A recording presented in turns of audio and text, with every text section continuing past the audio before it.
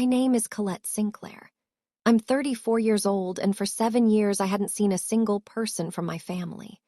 Then my grandmother called me on a Tuesday afternoon, told me her doctor had said months, not years, and asked me to come home one more time. 3 hours after I walked into her hospital room, my sister swept in, announcing she was dragging the whole family to dinner that night to celebrate her promotion, and I was expected to smile through every minute of it. My parents lined up behind her. My aunts and uncles were already on the guest list.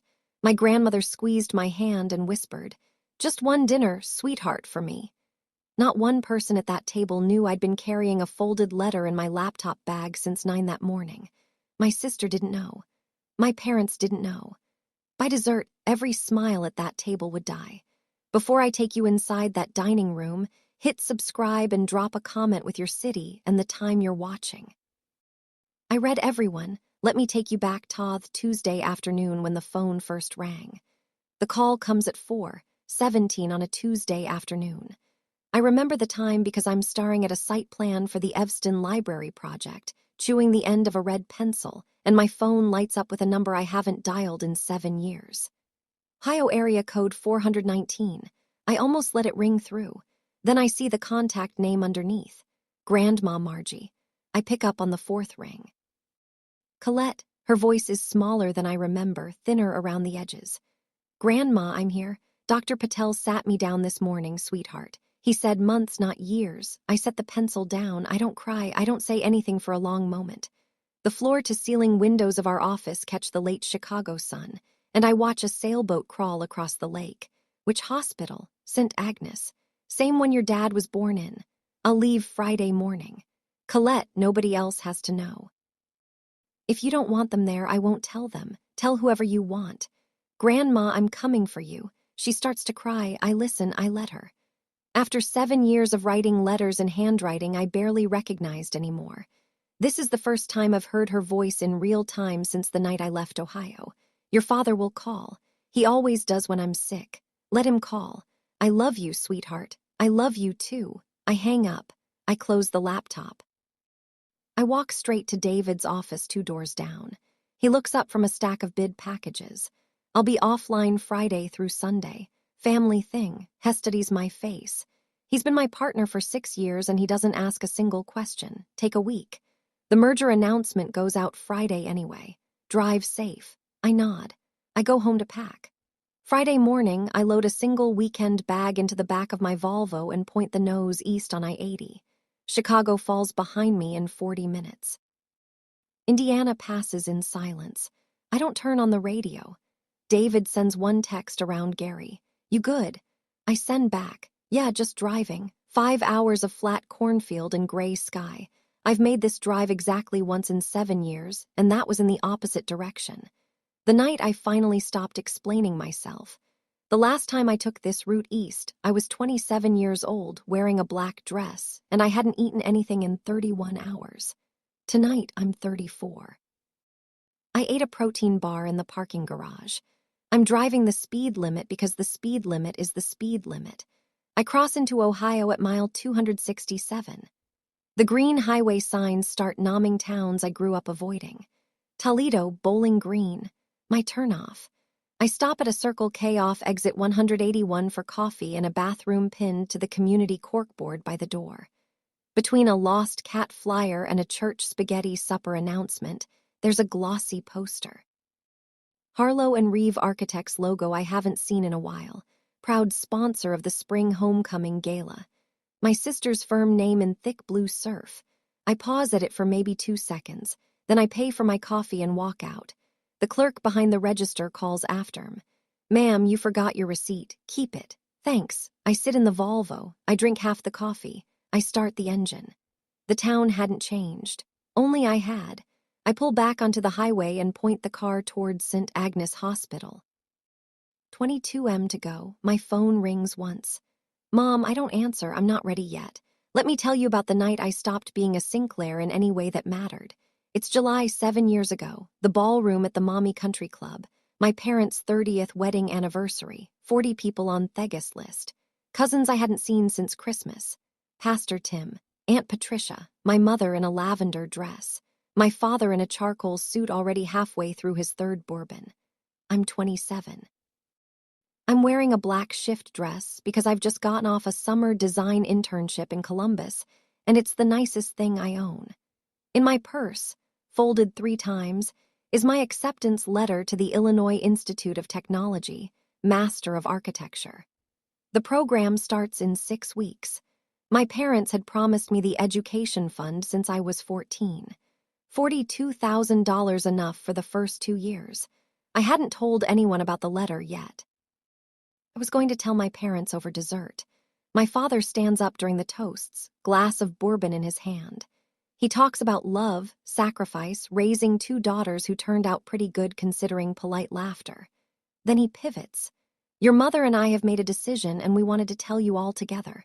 I don't know it yet. I'm still smiling. Brianna needs a fresh start. She's been through a lot this year, so we've decided to give her the education fund as a down payment on her new place. Colette's always been the one who figures things out on her own. She'll understand. My mother raises her glass. She smiles at me like I should be grateful. My sister starts the applause. I set my napkin down.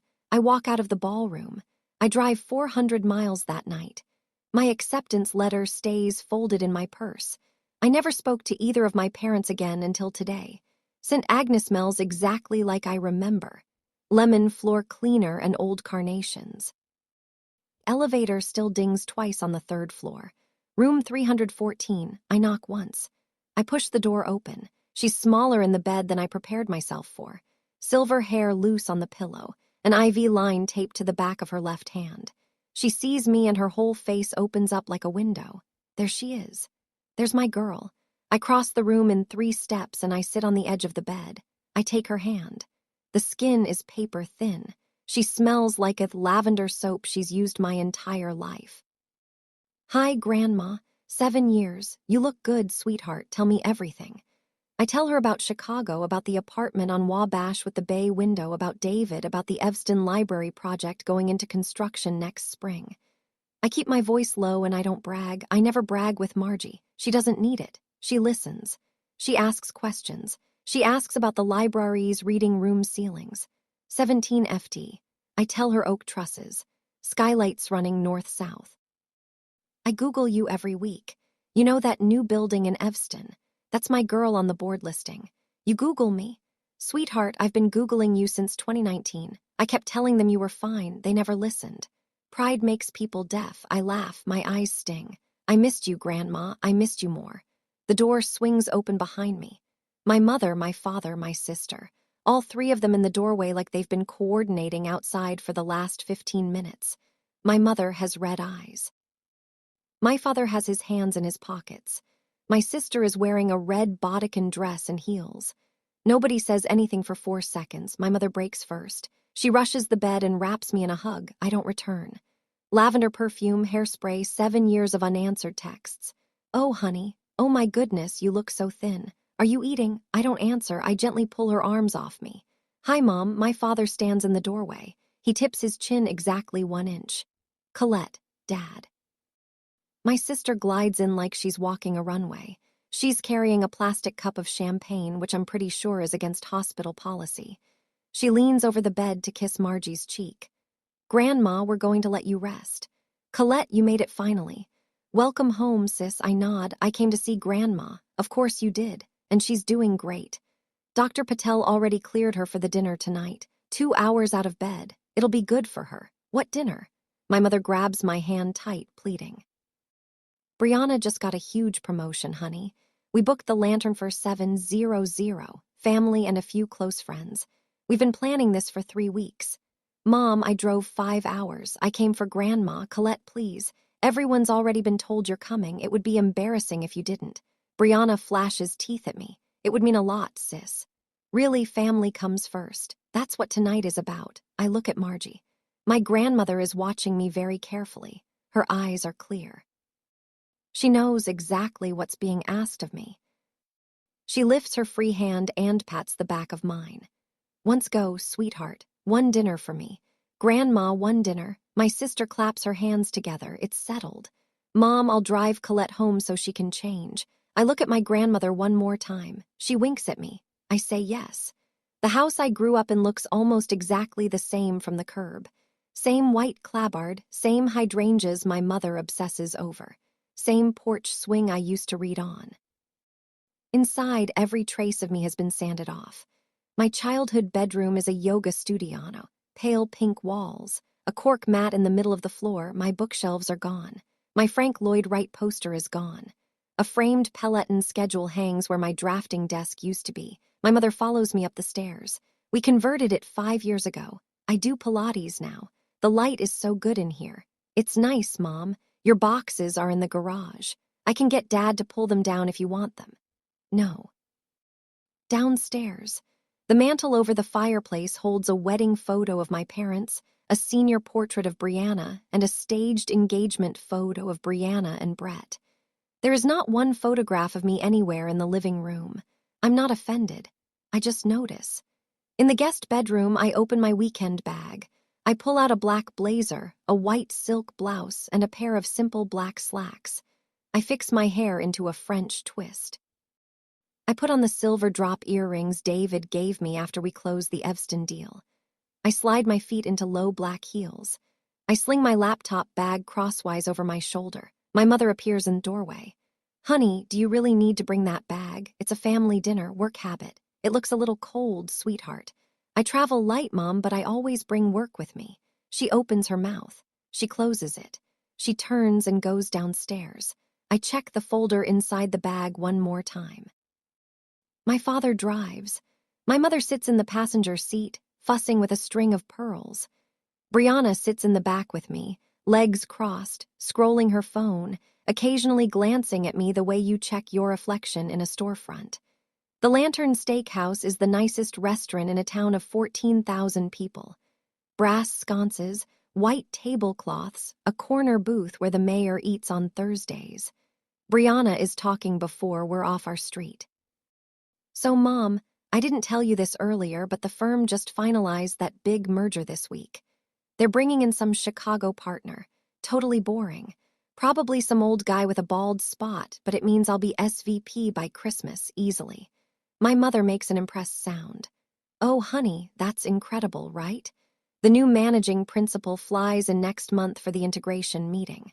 I already told Brett I'm going to pitch myself for the East Wing lead. I'm basically a lock. My phone vibrates against my hip. I glance at it under the curtain of my laptop bag strap. Email from David. Subject line, it's live. PR just dropped. Signed letter, heads are in your bag. I don't open it. I already know.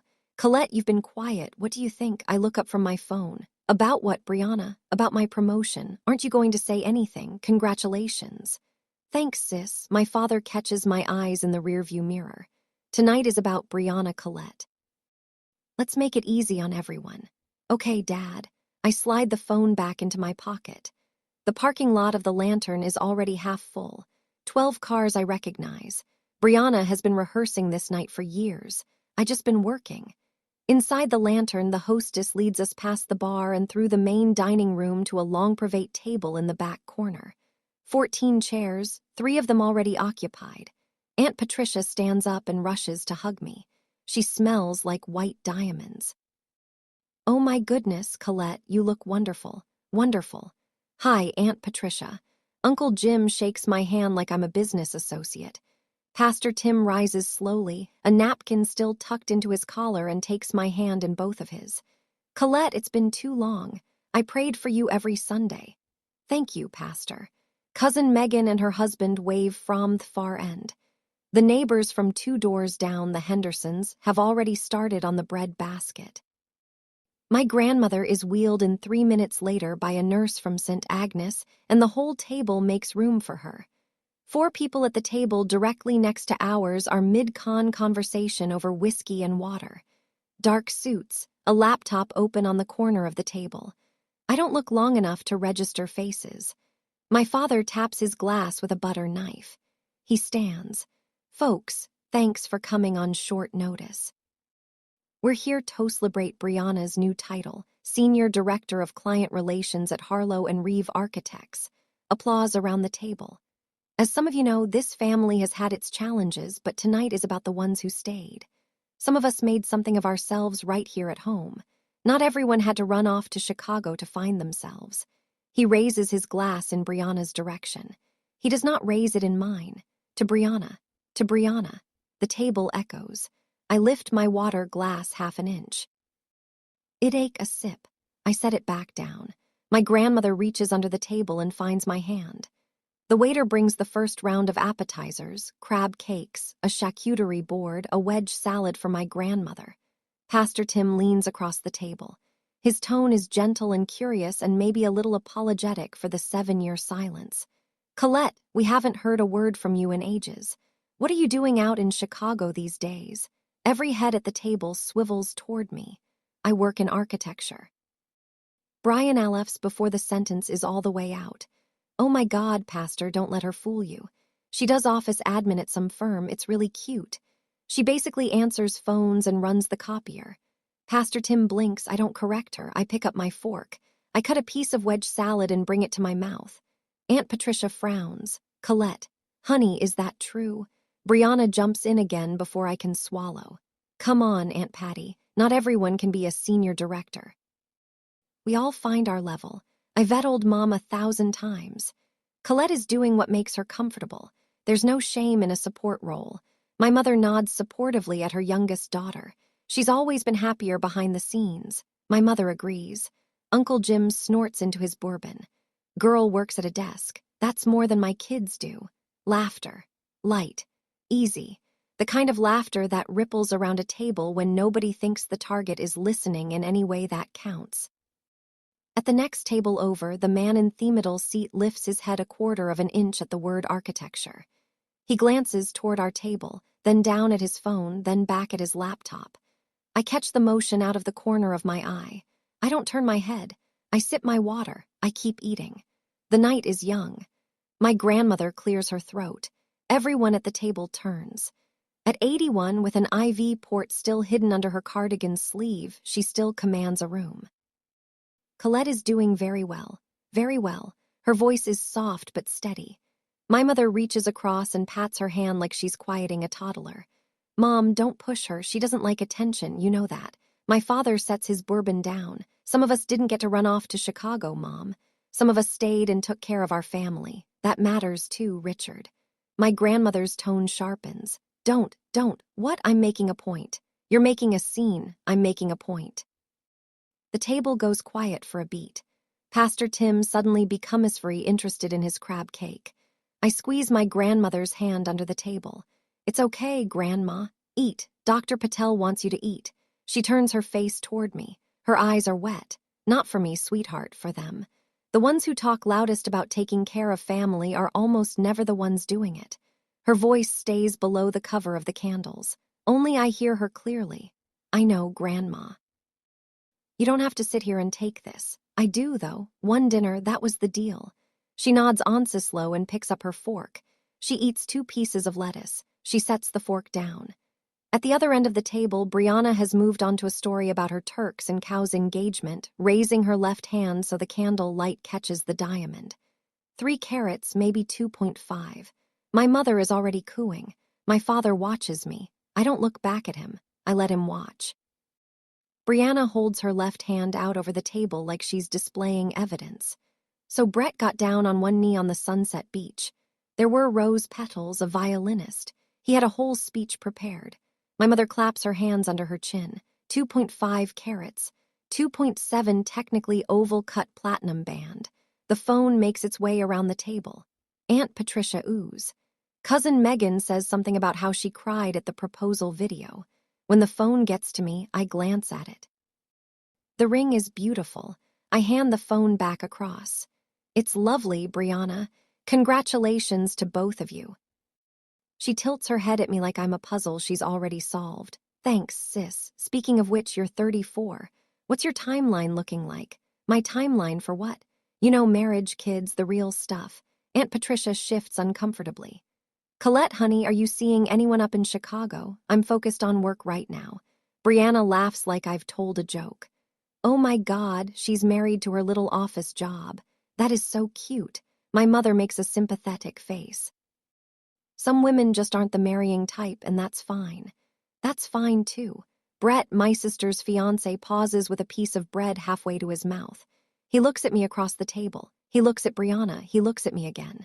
Colette works in architecture, right? He says. Yes. Which firm? Brianna snaps before I can answer. Brett, she does admin. Leave her alone. He frowns at the side of his fiancée's face. He sets the bread down. He picks up his water. My grandmother is watching the whole thing. So am I, and so I notices the man at the next table. The entree arrive. My father orders the ribeye, medium bloody on the inside. He cuts into it with the same methodical rhythm he's used my whole life. Saw, flip saw, mid-chew, he speaks without looking up. Your mother and I are updating the family trust next month. Cousin Megan perks up like a retriever. Oh, big changes. Significant. Brianna and Brett will be moving into the lake house. We've decided to put it in their names. Transfer the deed. Brianna's eyes go wide on cue. Dad, are you serious?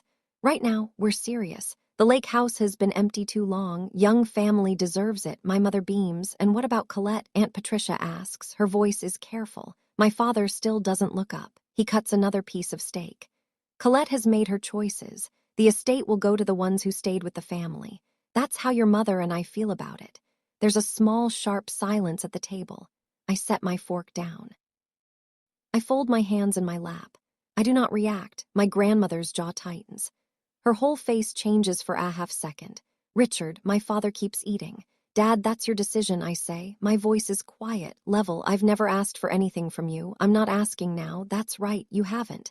And that's part of the problem, Colette. Family asks family for things. You act like you don't need anyone. Maybe I don't. There it is. There's the attitude. My mother kicks him under the table.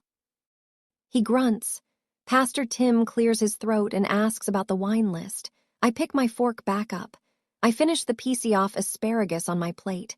Margie pats my knee once under the tablecloth. My sister is not going to let the attention drift away from her. I can see her repositioning. She leans forward. Her voice rises a notch so the whole table catches it. Okay. Before we get into wine, I want to actually talk about the promotion for a second because it's a really big deal and I don't want it to get lost. Pastor Tim nods encouragingly. Harlow and Reeve just named me Senior Director of Client Relations. I'll basically be running the East Wing team, 12 people reporting to me. I'm the youngest Senior Director they've ever named. That's wonderful, Brianna. Pastor Tim says, Thank you, Pastor. And there's actually something even bigger happening. A merger. Cousin Megan leans in. Merger. We're joining forces with some boutique Chicago firm. Total culture upgrade for us. Apparently they do a lot of civic work, libraries, carouses, that kind of thing, kind of academic. But the leadership team excited. Uncle Jim asks, What's the name of the Chicago firm? Brianna waves her hand. Let me think. Cornwell Caldwell, something like that. Really small shop. Honestly, I think they're pretty lucky to be getting us. We bring the client roster. They bring, I don't know, some design prestige or whatever. She laughs. My mother laughs. My father laughs. Uncle Jim raises his glass to Brianna, saving some little Chicago firm to Brianna. Brianna's smile stretches wider. I probably shouldn't say too much. NDA stuff, real job things. My grandmother's thumb stops moving on the back of my hand. She goes completely still. At the next table, I hear a glass being set down gently, too gently, like someone doesn't want to draw attention. I don't look, but I know the man at the middle seat is listening to every word. I pick up my water glass. I take a slow sip. I lower my water glass and let my eyes drift sideways in a single unhurried motion. The man in the middle seat at the next table is a little older than me. Late 50s, silver hair cropped short, reading glasses pushed up on his forehead. He's just opened his laptop and I can see the bottom edge of a PowerPoint slide on the screen. 2 logos side by side. Harlow and Reeve, Caldwell and Partners.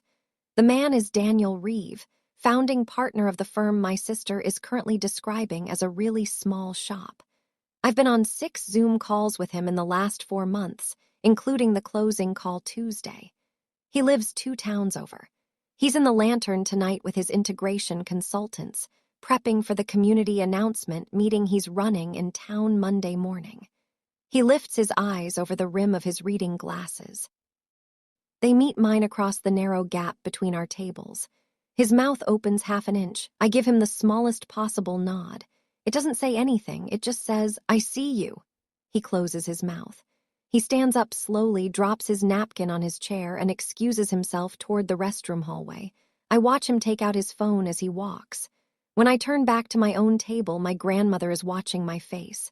"Who is that?" She whispers. A colleague of who? Of mine," she exhales very slowly like she's been holding it since the merger comment. "Sweetheart, is he about to make a phone call?" "Probably, but he won't need to. Not for a few more minutes." My grandmother closes her eyes. A small smile pulls at the corner of her mouth. "All right, then." Margie asks for more water. The carafe on our table is empty. I stand up, pick it up, and walk toward the server station at the back wall. I'm halfway there when my mother intercepts me in the corridor between the main dining room and the private area. She takes my elbow, light but firm. "Honey, a word. Mom, I'm getting water for Grandma." It can wait a minute. My father appears behind her. He must have followed us. He steps in close enough that his cologne reaches me before his voice does. Old Spice, same bottle he's used since 1998. "Colette." His voice is lowered. "You are sitting at that table like a stone. Smile. Laugh. Say congratulations to your sister. Clap when people clap. Stop making this family look bad in front of Pastor Tim." My mother's hand tightens on my elbow. "Please, honey, it's one night." "You can give us one night." I look at them, both of them. I keep my voice level. "Dad, I have been smiling. I have been quiet. I haven't said one word about anything. I've congratulated Brianna twice. That's the problem. Your silence is loud. Everyone can feel it. You're making the whole table uncomfortable. You asked me to be quiet 7 years ago. I've been quiet." Colette, I'll let her finish her story. My father's jaw works. He thinks I'm being sarcastic. I'm not. I'm being precise. "That's all I'm asking," he says. "Let her finish her night." "Okay, Dad, I'll let her finish." I pull my elbow gently out of my mother's grip. I continue to the server station. I refill the carafe of water myself. The waitress smiles. Ismail back. On my way back to the table, I pass Daniel Reeve coming out of the restroom hallway. He doesn't look at me. Neither of us break stride. Before I walk back in with that carafe of water, I want to step outside the story for just a second. If you're watching this and your chest is tight right now, I felt that exact same thing standing in that corridor. The moment you're told your silence is the problem after years of being told your words were the problem. That moment breaks a person a little. If Thighs has already landed for you, pause and drop one word in the comments, just one word. Quiet, I'll read every single one, and hit subscribe if you haven't yet. What my sister said next is the part you don't want to miss. Now back to the table. Water carafe in hand. Dessert arrives before I do. Tiramisu for my grandmother, creme brulee for my mother. Brianna ordered a flourless chocolate cake and is already cutting into it. I set the fresh carafe down in front of Margie. I sit. Brianna is mid-sentence. "I'm just saying architecture is a really hard field. I don't think people outside of it get how hard it is. Not everyone can hack it. You need vision. You need leadership. Colette, I don't say this to be mean, but you're more of a support role person, and that's okay." Cousin Megan leans in. "Colette, do you actually have a title? Like an associate something?" Brianna laughs before I can open my mouth. She's basically an admin.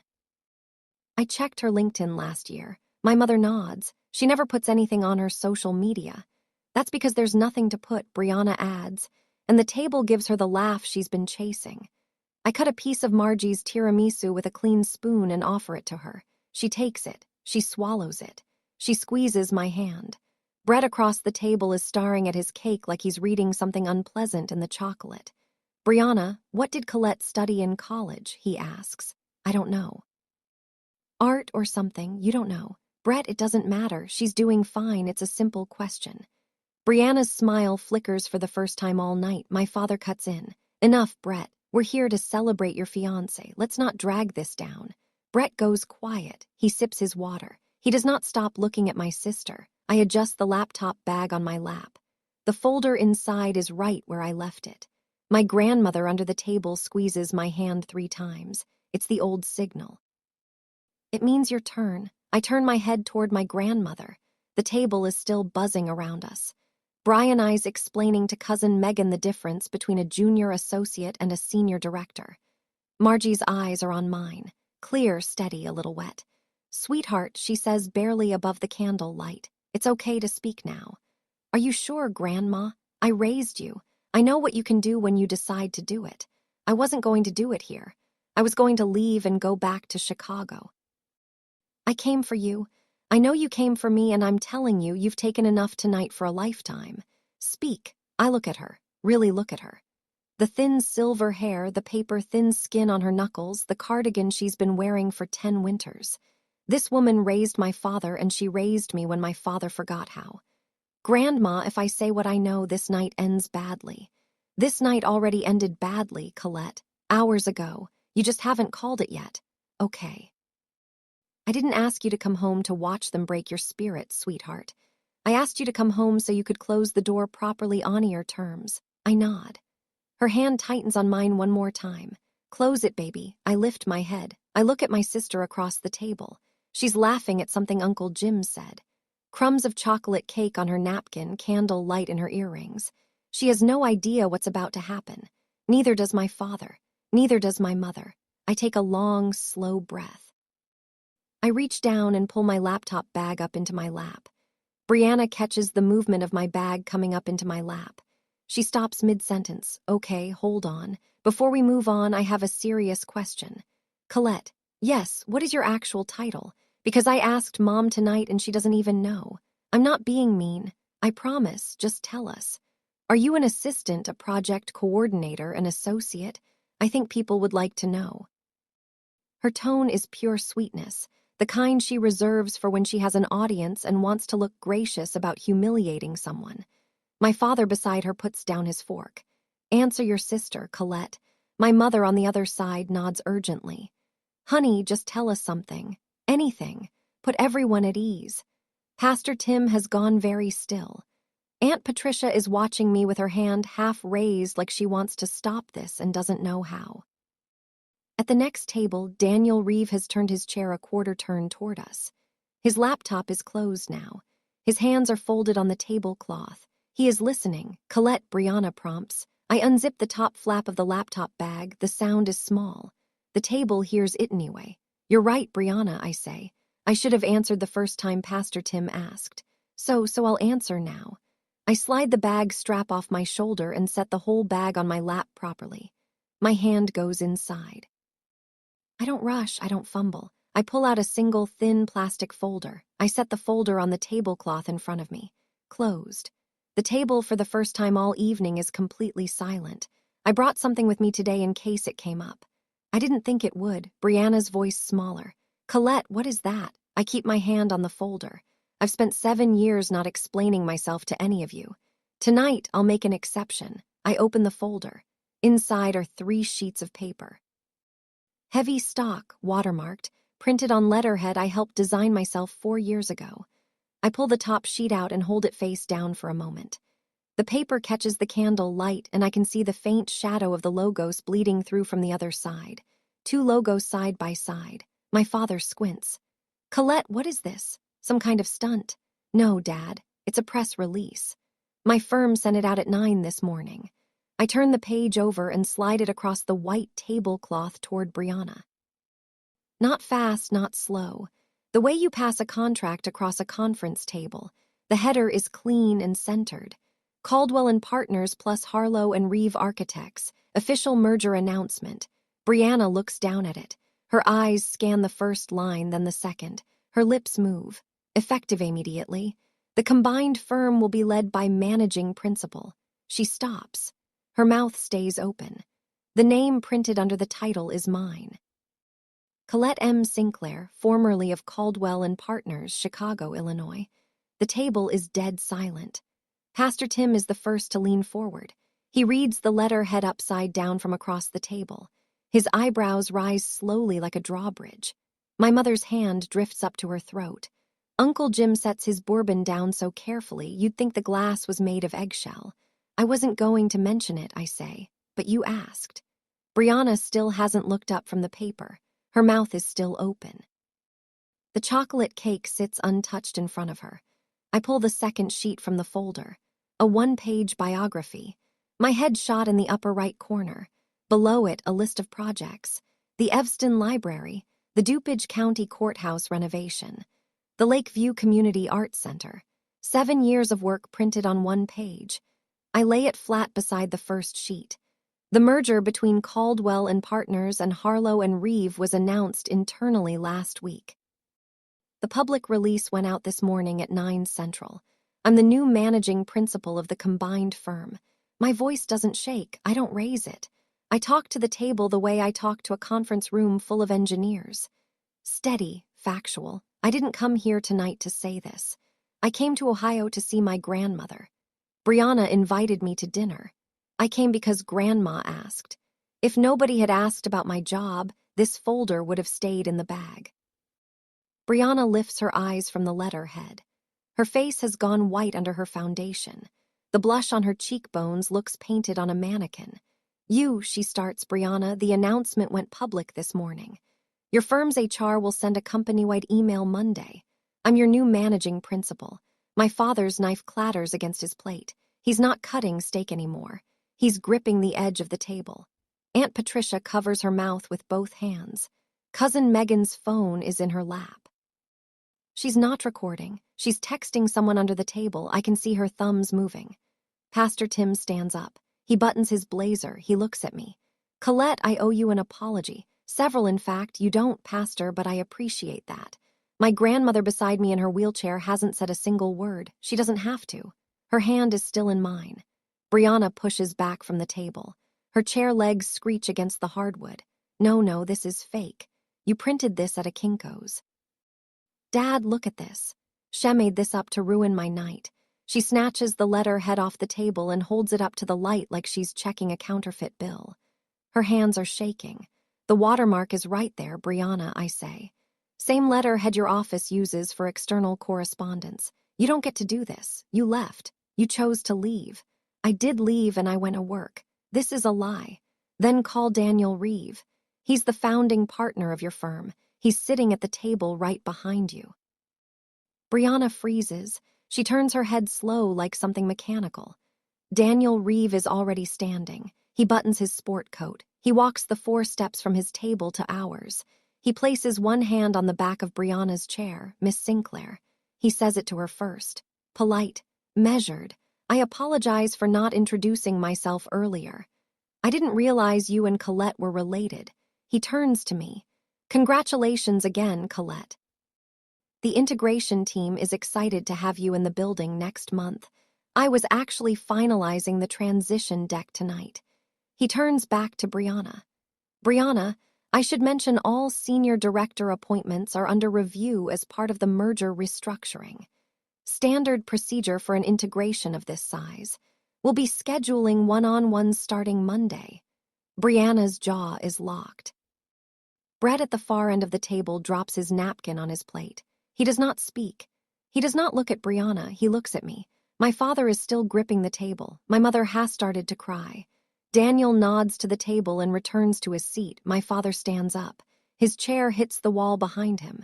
The sound makes the Hendersons flinch. You planned this. His face is the color of rare steak. His bourbon glass is empty. His hands are flat on the table. You drove down here and you planned this whole thing to humiliate your sister in front of the family, in front of Pastor Tim, in front of the whole damn restaurant. I fold my hands on the table. I do not stand. Dad, I came here for Grandma. Brianna asked me to come to dinner. I came because Grandma asked me to. If nobody had asked about my job tonight, I wouldn't have said a word. You told me to be quiet. I was quiet. You ambushed her. I answered a question with a prop, with a folder. With a document my firm published this morning, it's public information. Anybody with a browser will see it by Monday. My mother, tears running into her pearls, leans forward. Why couldn't you just lie, Colette? Just for one night, just say admin. Say assistant. Let your sister have her night. I look at my mother because you've been asking me to lie about myself for 7 years. I'm done. My father slams his palm on the table. The silverware jumps. This family told me to stop making it look bad. I stopped. I left. I didn't call. I didn't write. I didn't post anything. I disappeared for 7 years and I built something real. And I didn't ask a single one of you for help. I didn't steal anything. I didn't deceive anyone. I just stopped shrinking. The restaurant is quiet, 2 tables away. A couple has stopped eating. My father sits down. He doesn't say another word for the rest of the night. The silence stretches long enough for me to hear the kitchen door swinging in the back. Pastor Tim is the first to move. He takes his napkin out of his collar, folds it into a square, and places it beside his plate. He stands. I think I should head out. Margaret, I'll see you Sunday if you're feeling well enough. He looks at me. Colette, for whatever it's worth, I should have reached out years ago. I'm sorry I believed what I was told. Thank you, Pastor. He shakes my hand. He leaves a 20 on the table. He walks out. Aunt Patricia is next. She doesn't leave. She comes around the table and stands beside me. Her hand lands on my shoulder. Honey, I had no idea. None of us did. I asked about you every Thanksgiving. They always said you weren't doing well, that you were struggling, that you didn't want contact. I know what they said, Aunt Patricia. I believe them. I'm ashamed of that. Don't be. I made it. She squeezes my shoulder once. She goes back to her seat. Uncle Jim pours himself a fresh bourbon. He raises the glass in my direction. He doesn't make a toast. He just nods.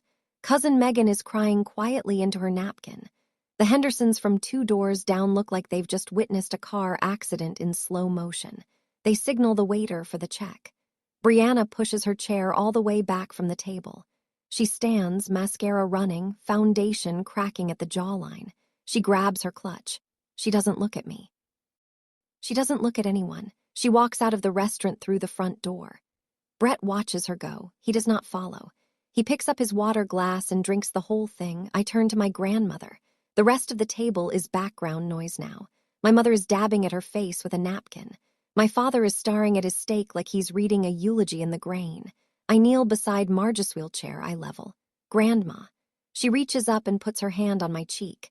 Her palm is cool and dry. I knew, she says. Knew what? I knew you'd find your moment. I didn't know it would be tonight, but I knew. I came for you. I didn't come for this. I know, sweetheart. That's exactly why it landed the way it did. Because you didn't come for revenge. You came for love. And the truth just happened to be in the bag. I laugh, a real laugh. It's the first real one I've had all night. Eat your tiramisu, Grandma. Dr. Patel is going to kill me. Dr. Patel can wait. This is better medicine. She leans forward in the chair. She takes my face in both hands. She kisses my forehead the way she did when I was 7. And I fell off the porch swing and split my chin open and didn't cry. I'm proud of you, Colette Marie Sinclair. I've been proud of you every single day, even the days I couldn't tell you. Thank you, Grandma. Now eat your dessert. The tiramisu here is very good. I sit back down. I pull the tiramisu plate in front of me. I take a bite. She's right. It is very good. I look across the table. My father won't look at me. My mother is texting Brianna under the table. Bread is asking the waiter for the check. I take another bite. I am not in a hurry. I've waited 7 years. Dessert can take its time. I wheel Margie back to St. Agnes myself. The nurse meets us at the elevator. My grandmother falls asleep before I finish tucking the blanket around her shoulders. I stand in the doorway for a minute. The heart monitor beeps quietly. Outside the window, the parking lot lights throw long yellow rectangles across the linoleum. I walk to my car. I sit in the driver's seat. I don't start the engine. My phone buzzes. Brett, I'm sorry. I didn't know any of that. I read it. I don't reply. Then my mother's name lights up the screen. I let it go to voicemail. A minute later, Brianna's name. Same thing. Voicemail. David texts from Chicago. Saw the announcement trending on LinkedIn. PR team is fielding calls. You okay? I type back, I'm okay. I'll be back Sunday. He sends a thumbs up. I sit in the car for 20 minutes. The parking lot empties out. A security guard walks past and shines a flashlight toward my windshield. I wave. He waves back. I don't feel triumphant. I want to be clear about that. I don't feel like I won something. I feel like I just finished a very long, very quiet piece of work. Like handing in a final project after a semester that lasted 7 years. My phone buzzes one more time. Brianna again, this time a text. You are going to destroy my career. I stare at it. I type your career is not my responsibility. It never was. I delete the text. I don't send it. Instead, I lock the phone and drop it in the cup holder. I start the engine. I drive to the Best Western on Route 23 because I am not sleeping in that house tonight. The front desk gives me a room on the second floor. I sleep 7 hours straight for the first time in a week. Saturday morning. I'm in the St. Agnes cafeteria at 7:45, eating a banana and drinking hospital coffee that tastes like it was brewed in 1997. Margie is getting her morning vitals done upstairs. I have 30 minutes. Brianna finds me at the corner table. She looks smaller in daylight. No bodycon dress, no heels. She's wearing a fleece pullover and leggings, and her hair is in a ponytail and her eyes are swollen. She sits down across from me without asking. Colette, Brianna, I didn't sleep last night. I'm sorry to hear that. Don't do that. Don't be professional with me right now. I am being professional, that's the point. She puts both hands flat on the table. Her engagement ring catches the fluorescent light. Colette, please, I need this job. Brett and I just put a deposit on the lake house. If you restructure me out, I lose everything. Brianna, I'm not your sister right now. I'm the managing principal of the firm you work for. If you want to discuss your role, email my assistant, Sarah, on Monday. She'll schedule a one-on-one with your department head. You're really going to make me do that after everything? After everything? Yes, that's exactly why. She stares at me, her eyes fill up. I didn't know you didn't ask. In 7 years, you never asked what I did, not once. That's not fair. It is fair, Brianna. You had my number. You had 7 years. You chose not to call. She pushes back from the table. She grabs her purse. This isn't over. For me, it is. I don't mix family with employment decisions. Your work will speak for itself on Monday. She stands, she walks out. The cafeteria door swings shut behind her. I finish my banana. I go upstairs to Margie. My father arrives at 11:00. I'm sitting in Margie's room reading the Sunday crossword aloud to her when the door opens and Richard steps in. He's wearing his church blazer. His face is freshly shaved. He looks like a man who spent the entire morning rehearsing a speech in the bathroom mirror. He stands at the foot of the bed. He doesn't sit. Colette, Dad, I've made my decision.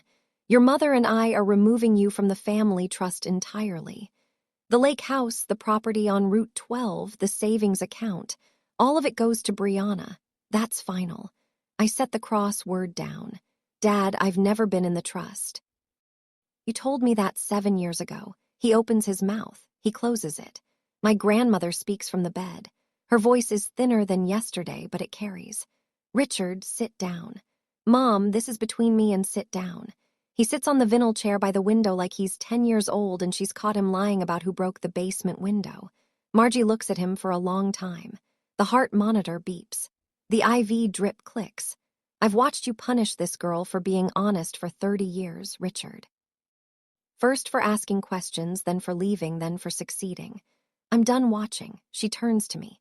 Colette, the house on Linen Street is mine, always has been. Your grandfather left it to me, not to your father. I blink. I'm updating the Wilthies week. Linen Street goes to you fully. My house, my decision. Grandma, you don't have to. I know I don't have to. That's why I'm doing it. My father stands up. He buttons his blazer. He walks to the door. You're making a mistake, Mom. No, Richard. I made the mistake 30 years ago. I'm fixing it now. He leaves without closing the door. We're nearly at the end now. And there's one part I haven't told you yet.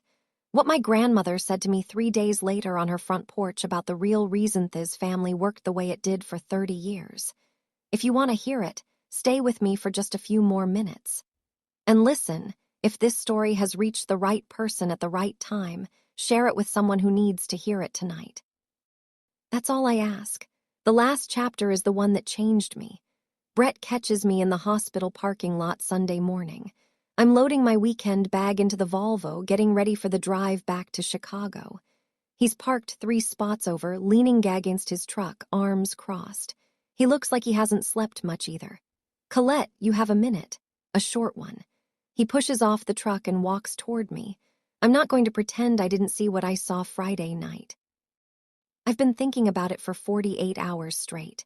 Okay. She's been telling me your whole life story since we started dating. That you were jealous of her, that you were difficult, that you left because you couldn't handle not being the favorite, that your parents cut you off because you were selfish. I lean against the Volvo. I don't deny it.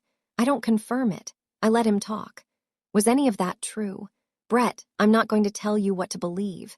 That's between you and Brianna. That's not an answer. It is, though. You saw the letterhead. You saw your fiancé's firm partner confirm it in person. You heard my father ask me to lie. He looks at the pavement. Ask her one question, I say, just one. Ask her what the name of my graduate school was. If she can answer, maybe she's been paying more attention than I think. If she can't, you'll know enough. He doesn't say anything for a long time. I'm not asking you to pick a side. I'm asking you to ask questions. He nods slowly. He puts his hands in his jacket pockets. For what it's worth, he says, I think you handled Friday better than anyone I've ever seen. For what it's worth, I think you're a decent person, Brett. He gets in his truck. I get in my car. We drive in opposite directions. 3 days later, I drive back to Ohio just for the afternoon. Margie's been discharged. She's home on Linen Street. The porch swing is freshly oiled.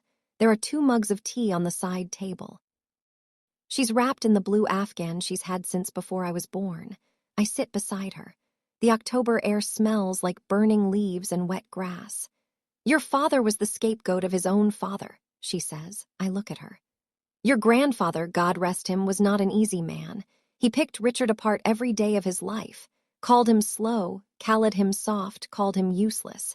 And Richard swore he'd never let his own family do that to his children. And then he did it anyway. Yes, scared people repeat what they know, sweetheart. Even the things that destroyed them, especially the things that destroyed them. I wrap my hands around the tea mug. The warmth seeps into my fingers. That doesn't excuse what he did. No, it doesn't.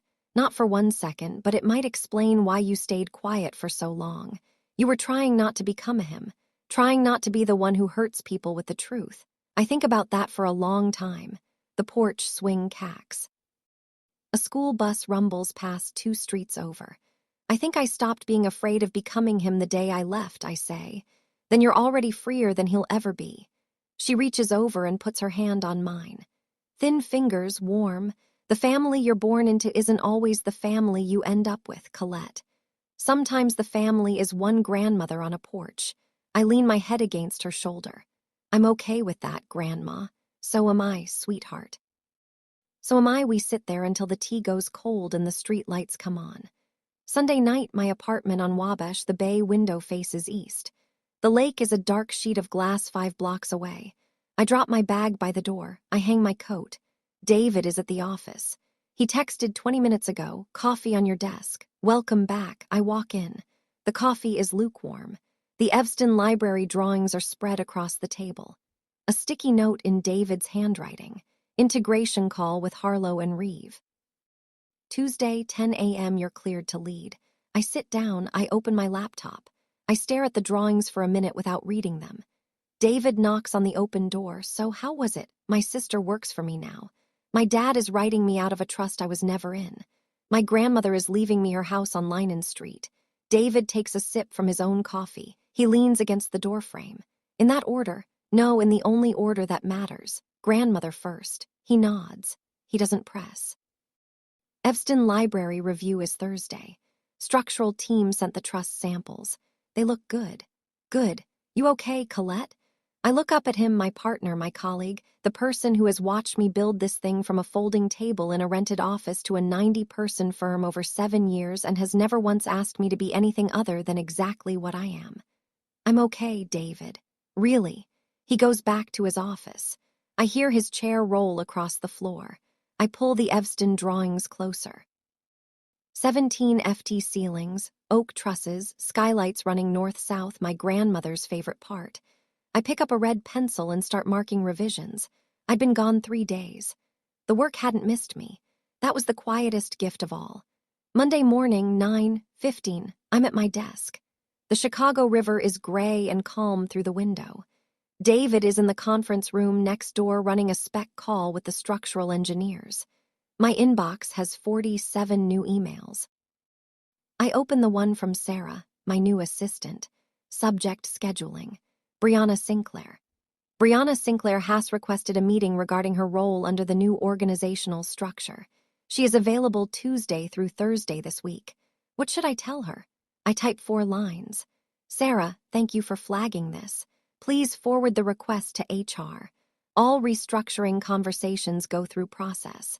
I'll review the final org chart with the integration team before any individual meetings are scheduled. See, I hit send. I close the email, my phone buzzes, I flip it over. Grandma Margie, I pick up. House on Linden Issiers, sweetheart. Lawyer filed the paperwork this morning. Grandma, thank you. Come home for Thanksgiving, just you and me. I'll make the sweet potatoes, just me and you. That's enough family for one table, don't you think? That's more than enough. I hang up. I look out the window. The river is still moving. The city is still working. The Evston Library drawings are on my desk. And somewhere in a town 5 hours east, my grandmother is sitting on a porch swing drinking tea in the October light. If you made it to the end of this story, thank you truly. Tell me in the comments, have you ever had to close a door you weren't allowed to slam? I want to read every answer. And if this story reminded you of someone who needs to hear it, share it tonight. There are 2 more stories like this one waiting for you in the description. Take care of yourself this week.